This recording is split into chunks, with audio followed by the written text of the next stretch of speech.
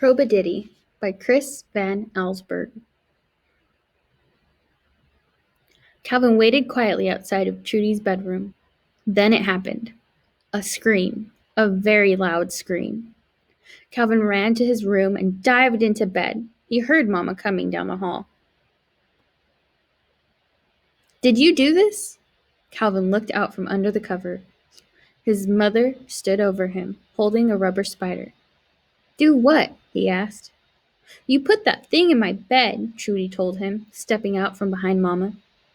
"Don't think just because it's your birthday you can't get away with something like this," Mama scolded. "You do want your present, don't you?" That wiped the smile off Calvin's face. "Course I do," he said. "Then you apologize." Calvin dropped his head. "Sorry, Trudy," he muttered. "Here," Mama said. "Happy birthday." At the breakfast table, she handed Calvin an envelope. Inside were tickets to the matinee show of Lomax the Magnificent, the world-famous magician and hypnotist. "You've got 2 tickets there," Mama said, "and I know somebody who'd really love to go along." She smiled at Trudy. "You don't mean her, do you?" Calvin said, eyeing his little sister. "Well, that would be nice, but those tickets are yours. If you want to ask somebody." Calvin didn't wait for his mother to finish. He bolted out the house to tell Rodney, his pal next door, that the 2 of them were going to see Lomax the Magnificent.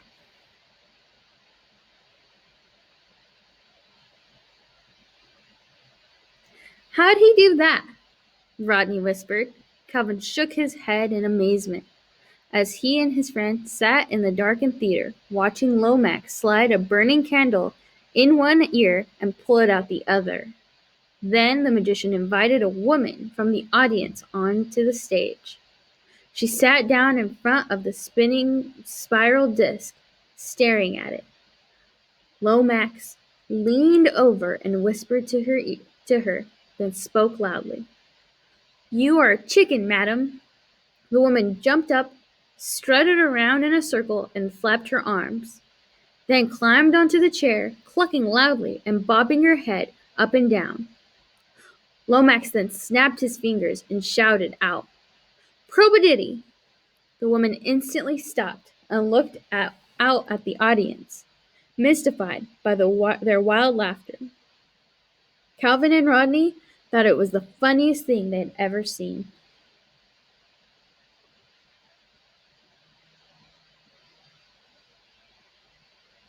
"Spaghetti," said Calvin. "Yeah," answered Rodney, "with meatballs. The boys talked about dinner on the bus ride home, because Mama always cooked whatever her children asked for on their birthdays. Rodney was coming too. And we've got to have that chocolate cake your mom makes," she said. "Oh yeah," said Calvin. "We definitely will be having some of that." "All right then," Mama said. "Spaghetti it is." The cake had just come out of the oven. Mama took off her apron and got her purse. "I'm going to the beauty parlor before I go shopping." "You're taking her, aren't you?" Calvin asked, pointing at his sister. "Too hot to be dragging a little child around," Mama told him. "You and Rodney can look after her." She gave Trudy a kiss and then fixed her son with a serious look. "You be nice. None of your tricks, understand?"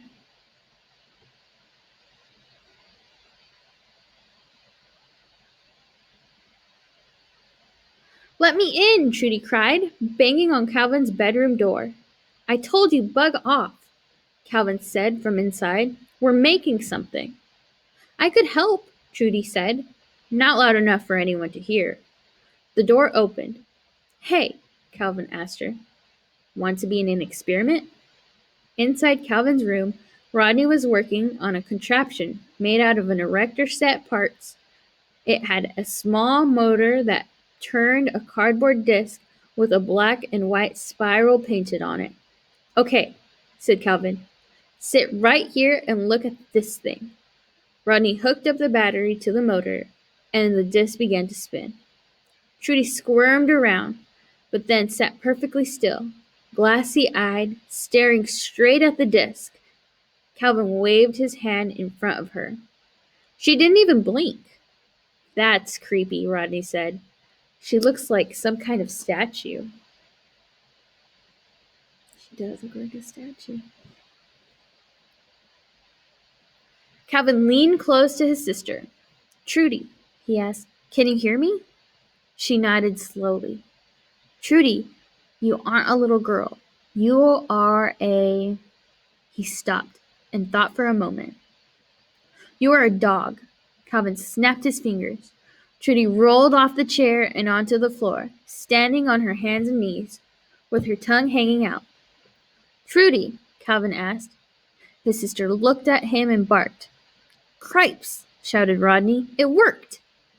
Let's take her outside, Calvin said. Come on, girl. He patted his leg.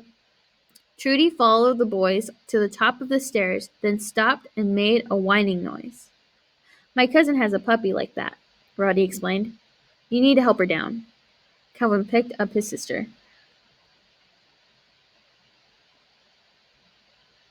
I guess she's supposed to be a puppy. In the backyard, he set her on the grass. Rodney tossed a stick, and Trudy shot after it on all fours. Then she spotted a squirrel, started barking. She sure is loud for being so small, said Rodney. Mrs. Bemis, the old lady who lived behind Calvin, thought so too. Her eyesight was pretty poor, but her hearing was fine. She leaned out her window and told the boys to take their noisy dog inside or she'd get the dog catcher after him. Calvin called his sister, who trotted over to him. Mrs. Bemis squinted at Trudy. What sort of dog is that, anyway? She's a mutt, Rodney said. Well,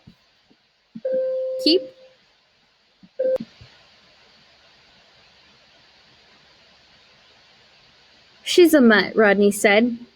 Well, keep it inside, Mrs. Bemis told the boys and slammed her window shut. Calvin gave his friend a dirty look. Don't call my sister a mutt. Sorry, said Rodney. It's not like she'll remember. She won't know what happened after you snap her out of it.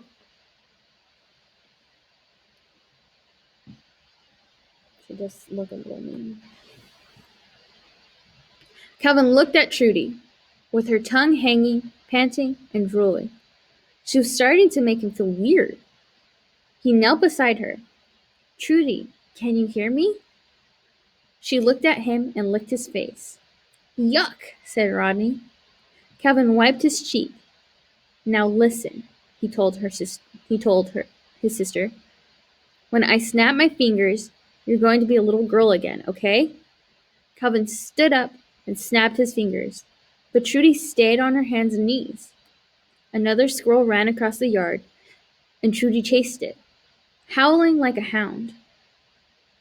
Calvin ran after her, snapping his fingers, but his sister wouldn't stop barking. Mrs. Bemis threw open her window. What did I tell you, boys? She yelled. Rodney and Calvin grabbed Trudy and carried her back inside. In the kitchen, Trudy looked at her brother, still with her tongue out and panting. She must be thirsty, said Rodney. Who got a bowl of water? Calvin pleaded with his sister to wake up, but she wouldn't stop slurping water from the bowl on the floor. Say that word, Rodney told him. You know what Lomax said? Bobaditi? Momojitty? Something like that. Rudabitty, Calvin said. The word was robaditty. They both yelled it at Trudy. Rudabitty, and snapped their fingers, but nothing happened.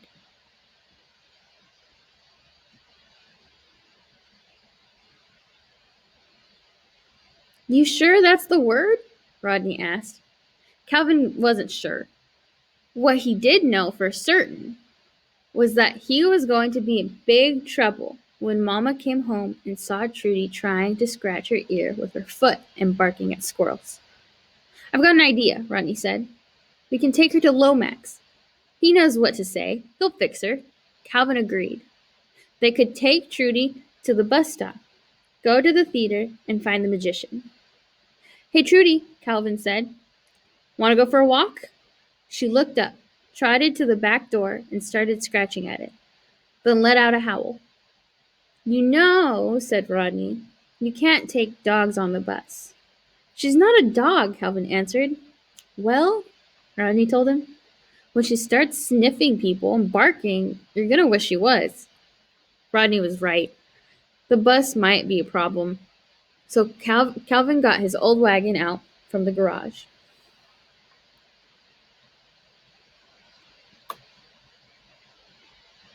It would be a long trip on a very hot day, but Calvin knew that if his little sister was going to stop barking and start walking on 2 feet, he had to get her to the magician. So they put Trudy in the wagon and started pulling. The boys were sweating and breathing hard, but the theater was only 2 blocks away when they reached the top of the hill on High Street.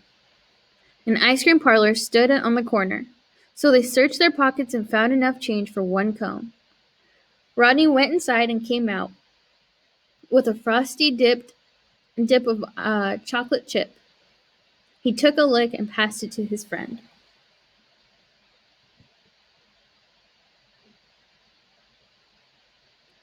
Trudy looked at Calvin, panting. He held out the cone to his sister. Careful, Rodney warned, but it was too late. Trudy took 3 quick bites. That's how puppies eat, Rodney told Calvin, who was staring at the empty cone. Rodney grabbed his arm. Look, it's him! A big black limousine rolled past the boys, stopping at a traffic light. In the back seat sat the magician. Mr. Lomax! Mr. Lomax! Calvin called out. The light changed. Calvin ran into the street, waving his arms, but the car pulled away. He walked back to the wagon. There was nothing left to do now but go home. She hit the ice cream.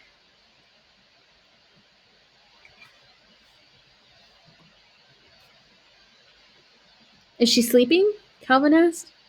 He and Rodney had pulled Trudy almost half the way back. Guess so, said Rodney, looking at the little girl curled up in the wagon. Hey, said Calvin. I bet when she wakes up, she won't be a dog anymore. He poked his little sister in the shoulder. She snarled and tried to bite him. Geez, said Rodney. Never bother puppies when they're sleeping. Don't you know that? Trudy laid her head back down and closed her eyes. Calvin was so tired that he wished he could too. But he and Rodney took hold of the wagon handle and kept on pulling, block after block, under the hot afternoon sun.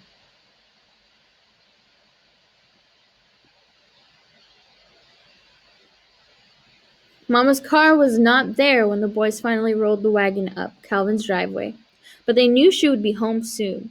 Trudy was still asleep. Rodney whispered, I've got an idea. He led Calvin away from the wagon.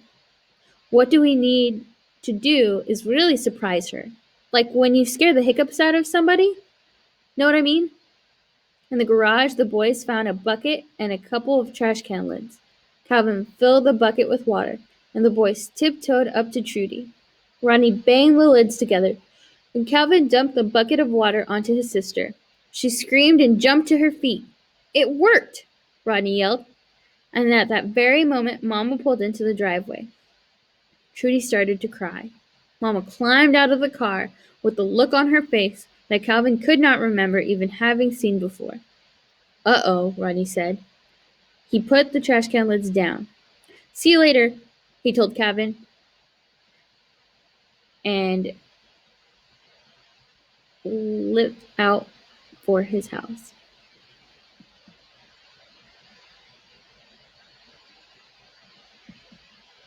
They're gonna get in trouble. Mama marched up the driveway. Trudy stood in the wagon, soaking wet and crying her eyes out. While Calvin was wondering if he should explain what he had turned Trudy into a dog, but that she was okay now. Mama lifted her daughter from the wagon. Then she grabbed Calvin by his shirt collar and hauled him into the house.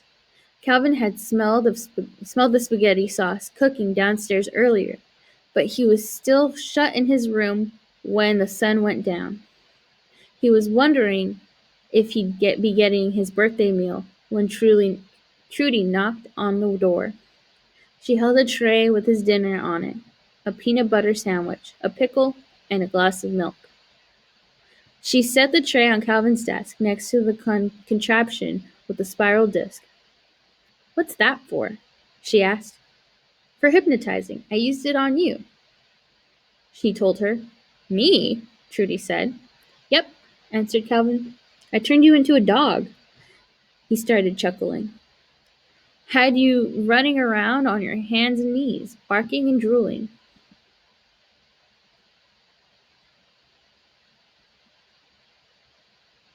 Trudy waited for her brother to stop laughing, and then asked him, "How come I don't remember?" "'Cause that's how it works," Calvin told her. "If you did, that'd mean you weren't hypnotized." "Oh," said Trudy. She watched her brother chew unhappily on his peanut butter sandwich. "The spaghetti was really good," she told him. "So was the cake." Calvin just grunted.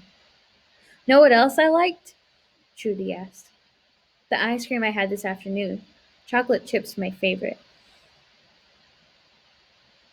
And that is the end. I hope you enjoyed it.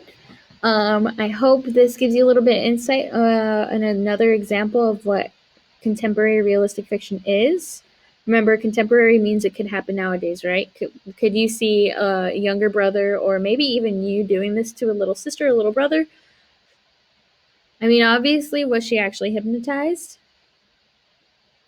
No, right? If she knew what the ice cream was, that meant she wasn't hypnotized. But is it fictional? Yeah, right? Does this actually happen? I don't know, maybe, but I mean, it seemed like a realistic thing that could happen nowadays, but just fictional characters, right? Fake characters. I hope this helps you out, and we'll be doing activity with this afterwards. Have fun. Bye.